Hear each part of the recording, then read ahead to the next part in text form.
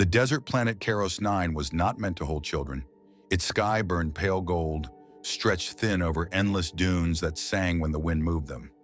The air tasted like rust and heat, and every breath felt borrowed. The evacuation sirens had died hours ago, swallowed by distance and chaos. What remained were wrecks, footprints half erased by sand, and the kind of silence that pressed against the ears until thoughts became loud. Captain Elias Rowan stood near the remains of an escaped transport, his boots sinking slightly into the dune as he scanned the horizon. He had stayed behind too long. Again, he always did. That's when he heard her, a small, sharp inhale, too soft to be the wind. Elias turned. She stood half-hidden behind a fractured engine panel, a blue-skinned alien girl, no older than 10 by human standards. Her silver-white hair clung to her face with sweat and dust. One eye was ringed with darker pigment, the skin there puckered and uneven. An old burn scar, not fresh but deeply healed wrong. Similar marks traced her neck and disappeared beneath her torn green tunic. Her hands were raised halfway, unsure whether surrender or defense was expected. Elias froze. Children were not on the evacuation registry. Not her species. Not here. "I won't hurt you," he said slowly, lowering his rifle and letting it hang loose at his side. "I'm human. I'm here to help." Her pupils dilated vertically, like a cat's under sudden light.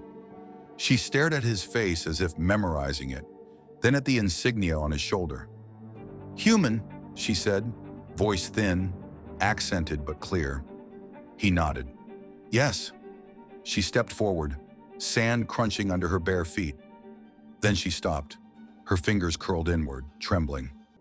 "I heard," she said carefully, "humans take children." Elias's throat tightened. "Sometimes, when we can." Her gaze dropped to the scars on her arms. She traced one with her finger, slow and deliberate, then looked up again.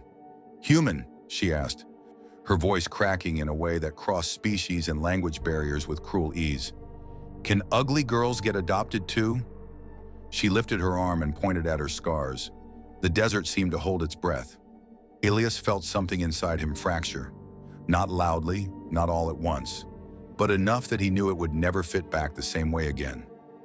"Who told you you were ugly?" he asked softly. She hesitated. Then, "Everyone who didn't choose me?" Her name was Tyrna. That was how it translated closest in human phonetics.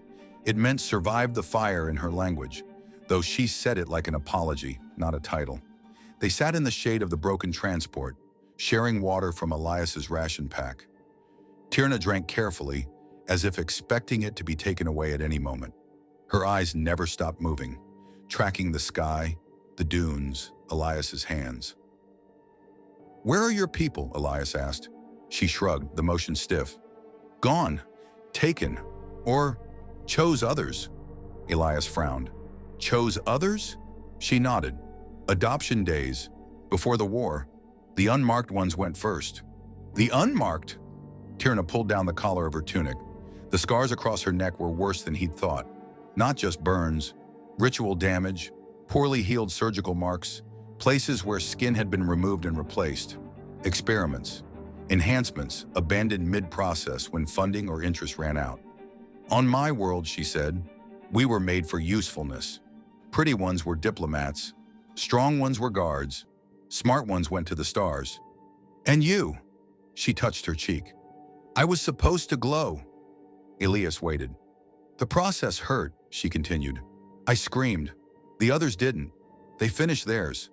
Her hands clenched. "Mine went wrong. Skin rejected the light organs. They stopped." Silence stretched between them. "So when families came," she said quietly, they asked, "Does she work?" And the caretaker said no. Elias swallowed. "That doesn't make you ugly." She tilted her head. "It does where I come from." A shadow passed overhead. Distant ships, not evacuation class. Raiders or scavengers. Elias stood. "We need to move." She looked up at him, panic flaring. "You're not leaving me." "No," he said immediately. "I promise." She studied his face the way someone studies a fragile structure, waiting for cracks. "Human?" she said, almost whispering. "If I go with you, Will you return me if someone better appears? The question hurt worse than the desert sun. No, Elias said. If you go with me, it's because you're enough. She didn't smile. Not yet. The human refugee station Astor Haven orbited a dying star, patched together from old hulls and newer hope. It was loud, crowded, and full of eyes. Tierna felt them immediately. Human eyes lingered, some curious, some sympathetic, some uncomfortable, a few openly repulsed. She walked close to Elias, fingers gripping the edge of his jacket. Why are they looking? She whispered. Because you're different, he said. And because people are still learning how not to be cruel about it.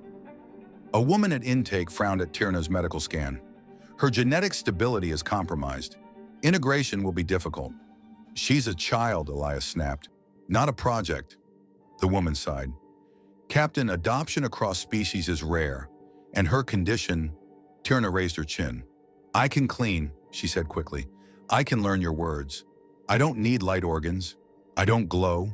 I don't eat much. I don't cry loudly. Elias knelt in front of her. You don't have to sell yourself. But that's how it works, she said, confused. That's how they choose.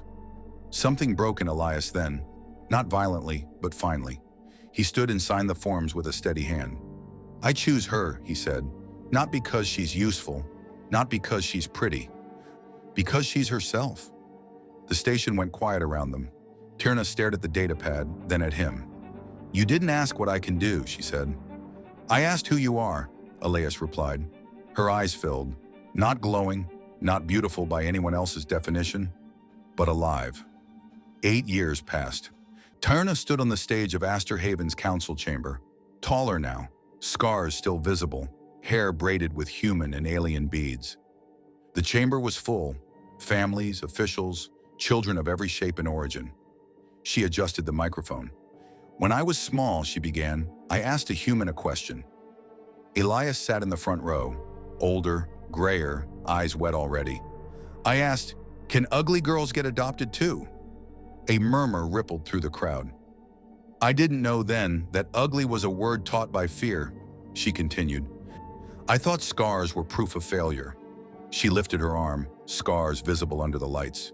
These marks mean I lived. They mean someone stayed. She looked directly at Elias. He didn't fix me. He didn't return me. He didn't trade me for better. Her voice steadied. He chose me first. The room rose in applause. Later, as they walked back through the station corridors, Tierna slipped her hand into Elias's. Human, she said, smiling now. Really smiling. Scars and all. I think ugly girls don't need adoption. Oh, he asked. They need someone who never believed they were ugly to begin with. Elias squeezed her hand, and for the first time on Karos 9, the desert no longer echoed louder than hope.